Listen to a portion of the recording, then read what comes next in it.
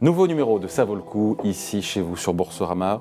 L'émission qui donne du sens à votre épargne avec cette question aujourd'hui. Comment s'assurer de la durabilité d'un fonds vert? Bonjour Bastien Rospopov. Bonjour. Directeur de division supervision transversale de l'autorité des marchés financiers, plus communément appelé l'AMF. Pour l'AMF, c'est quoi juste un fonds d'investissement durable, vert, responsable? Est-ce qu'il y a une définition? Est-ce qu'il y a... Alors c'est une bonne question, il n'y a pas de définition harmonisée. Et donc il y a autant de définitions que des acteurs finalement et des pratiques qui vont être assez variées entre les différentes personnes. Pour autant, il y a différents labels qui existent, des points de repère, mais on essaie de travailler une harmonisation. C'est pas ça le fond du problème, de savoir que finalement chacun peut définir plus ou moins un fonds durable à sa guise, à sa sauce? Non, c'est pas vraiment le fond du problème, parce que finalement, vous avez autant de gérants, par exemple, sur l'aspect financier, vous avez des gérants qui ont des approches très différentes de ce qu'ils estiment être la bonne approche de gestion.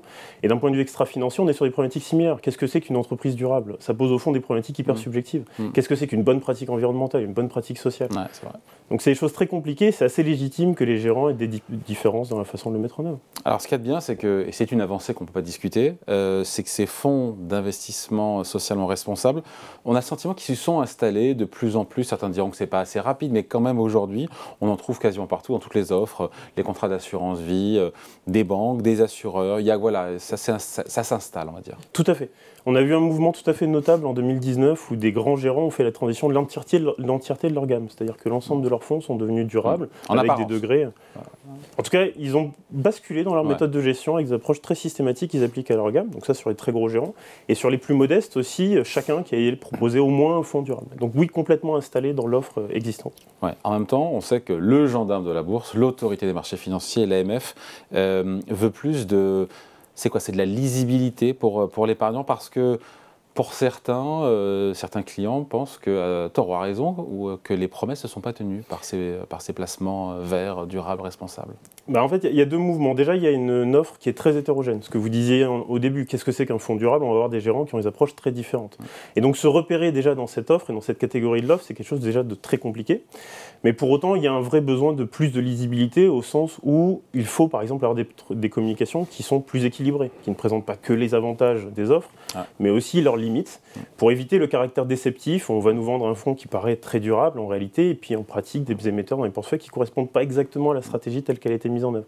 Donc ce discours plus équilibré, c'est un des éléments qui va rendre l'offre plus lisible. C'est valable pour tous les produits, pour les produits structurés, pour n'importe quel produit. Tout à fait.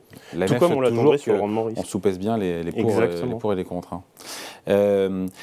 Est-ce que pour l'AMF, un fonds durable doit ou ne doit pas investir dans le secteur des énergies fossiles? Vous avez une position, une doctrine là-dessus? Alors le premier point, c'est que dit la réglementation? À ce stade, on a un règlement SFDR, dont on reparlera peut-être, qui est un règlement européen qui ne prend pas de position claire sur le sujet. Il ne dit pas clairement est-ce qu'un fonds durable doit exclure ou ne pas exclure les énergies fossiles. Nous, on recommande une clarification de ce texte-là pour que les énergies fossiles sont dans leur grande majorité exclues, en dehors du gaz qui est prévu dans la taxonomie verte. Pour autant, ça pose une question qui n'est pas simple, parce que les énergies fossiles, vous avez deux types de particuliers. Ceux qui vous pourrez vouloir avoir un fonds vert uniquement, avec des énergies renouvelables par exemple pour caricaturer, et puis d'autres qui pourraient accepter d'avoir une partie d'énergie fossile sur les acteurs en transition, qui sont en train de fermer ce type d'exploitation par exemple de centrales à charbon pour se reconvertir sur d'autres énergies renouvelables.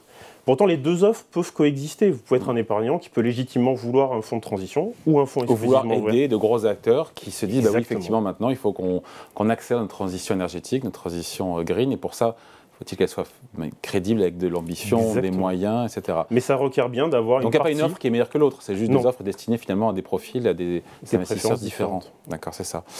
Est-ce qu'il y a l'idée ou pas, je pose la question, est-ce qu'il faut faire un peu le ménage malgré tout dans ces fonds verts? Parce que tous aussi ne se valent pas, on le voit bien, même si on ne fait même pas de hiérarchie. Tout ne se valent pas, clairement. Mais après, une fois qu'on parle Pardon, je coupe, mais tous ne sont pas non plus, tous les gens ne sont pas sincères dans leur démarche.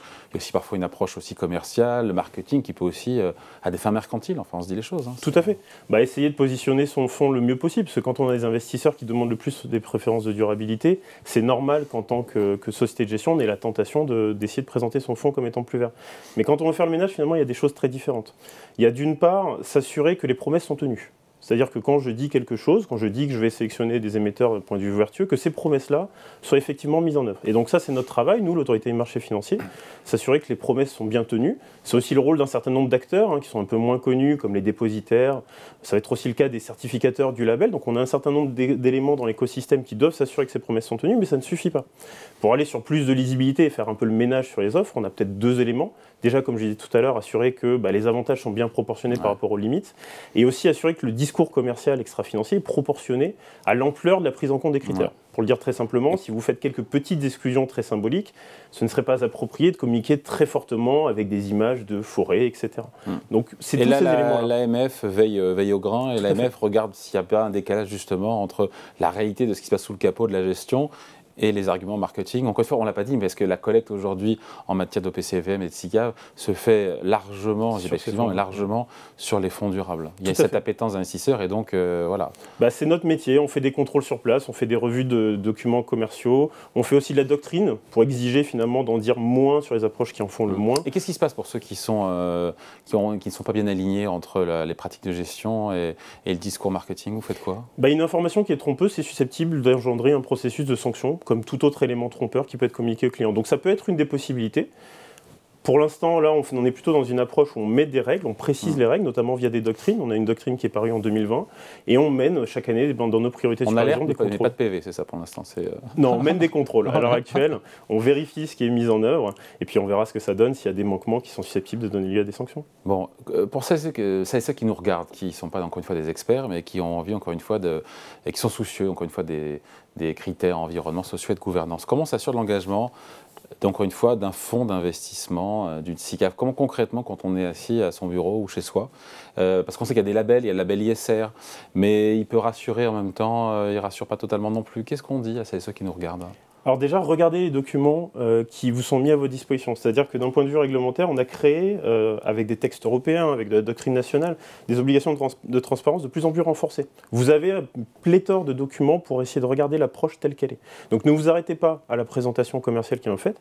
Il y a une présentation et documents qu'on essaie de rendre le plus lisible possible pour l'épargnant, et donc regardez aussi ces approches-là. Maintenant, vous avez tout à fait raison. Typiquement, pour prendre l'exemple du label ISR, les certificateurs du label ISR ne vérifient que ce qui est lié à l'obtention du label ISR. Si vous avez un fonds qui est vert, par exemple, et qui a le label ISR ne donne pas de promesse de garantie environnementale spécifique. C'est une promesse plus large d'un processus qui est respecté et qui est mis en œuvre. Et donc, non, il ne faut pas s'arrêter aux promesses des labels, il faut regarder la documentation réglementaire et aussi essayer de regarder quelles sont les limites qui doivent être décrites par les gérants dans ces approches-là. Et tous ces documents, normalement, sont là pour vous permettre de prendre conscience de ce qu'il y a dans votre produit.